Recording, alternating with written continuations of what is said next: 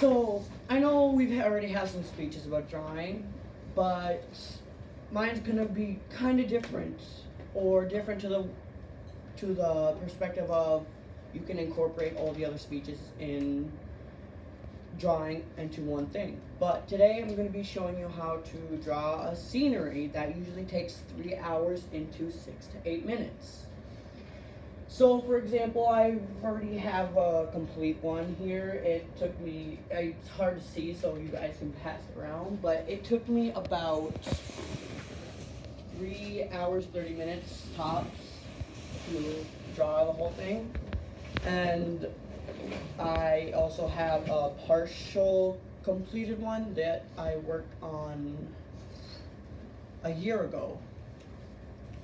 So the stuff you'll be needing for drawing scenery will be a shading stick, or what I call it. Mechanical pencil, I don't recommend it, but I use mechanical pencils. Sketch pencil set. Another sketch pencil set if you would like. Charcoal. I'll show you that. And if you want, and if you are good at shading, you can, or you don't know how to shade, I prefer getting a little book that helps you with shading. But since I've been drawing for over 8 years, I don't need a book. And last but not least, a huge bag that you can keep all your stuff in. So today, for the scenery, you need your key topics. Where, what, and what's all going to be in the scenery. So today I'm going to be showing you how to draw my favorite type of scenery, which is a mountain scene. Mountain scene with trees, like kind of what's being drawn out, passed out. So what you'll need to do first is you kind of want to make your mountain first. So you'll need to start off with, kind of not straight, because there's no mountain that looks like a pyramid. We're not in 8th grade anymore. So you kind of just want to make it look a little rough, kind of like this. And you can do it however you want, because not all mountains are perfect. And you guys are gonna, I know people mess up drawing, and that's okay. There's no such thing as the perfect drawing. So you can erase and redo it all again. And you have to remember that basically, the mountain is just straight. So it can be rough looking like this. It can also have little lines coming across too. Next, you're gonna want to start with the little line that goes around for the ground. What I recommend you do is take either some sort of straight edge thing, go partial little bits, and then from there you can go free-handed, because now the ground itself is not straight, flat. If you've seen flat ground, tell me, and you'll be able to win the lottery. I don't know. Anyways, just regular straight ground. Next is my favorite part, the trees. So basically, you'll remember, kind of drawing trees, sort of like,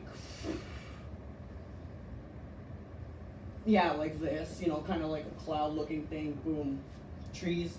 No, that's not how trees are supposed to be drawn. That looks like a rain cloud thingy, yeah. But anyways, what I like to do for trees is I like to start with a line, just a simple line down. Then I like to go down and start, making more little lines. For instance, I'll quickly do this one. And my favorite kind of trees are the pine trees to draw, because they're personally, for me, the easiest kind of tree to draw. And once there's like a whole lot of them and you shade it in, it looks real amazing. At least that's my opinion of it. Like the drawing that was passed around, it looked amazing. And, you know, it's going to kind of look like this. And once you add a whole bunch more trees, it's going to look, you know, kind of sloppy. So once you are adding more trees, you have to think, okay, I want to make this look as realistic as possible. So you're going to want to add some trees closer, but not too close, and then farther, but not too far. And how I usually do that is I'll make the close trees, you know, kind of have some stuff at the bottom, you know, kind of like this. And the farther ones, you know, we'll give them like, we'll make a straight line down between the trees, and, you know, we'll just stop halfway between the tree because it's behind. And what you want to do next is you want to actually kind of shade them in. So you want to take your shade stick, you want to just kind of press it down like that. And it would look nicer if there were more trees, but since I only have a certain amount of time for you guys today, I can only do so much. So you kind of want to just shade it in. And you know, the trees will kind of look okay, but you know, the more of the trees, the better it looks. And then for the mountains, you're going to want to, you know, you're going to want to pick where your sun is coming from. So for me, I'm going to pick right here. So I'm just going to put a dot there, or a line there, for now, showing that's where the sun is coming from. So we're going to make everything from this side on dark to make it look like it's the light's hitting one side. So, you know, I'll kind of just shade this in just a little like that, and I'll start shading lightly closer and closer because I want to make it look, you know, as realistic as possible. So after that, you want to take your shading utensil again. You kind of just want to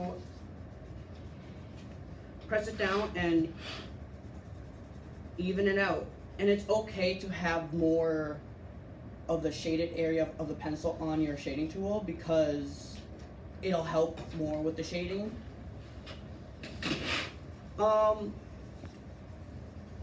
And basically that's all you're going to need to do for basic sceneries. If I had more time, I would have loved to show you more, but since I only have a certain amount of time, this is all I can show you. If you ever need drawing, go to Banks because he's amazing. So thank you for listening to my speech at the end.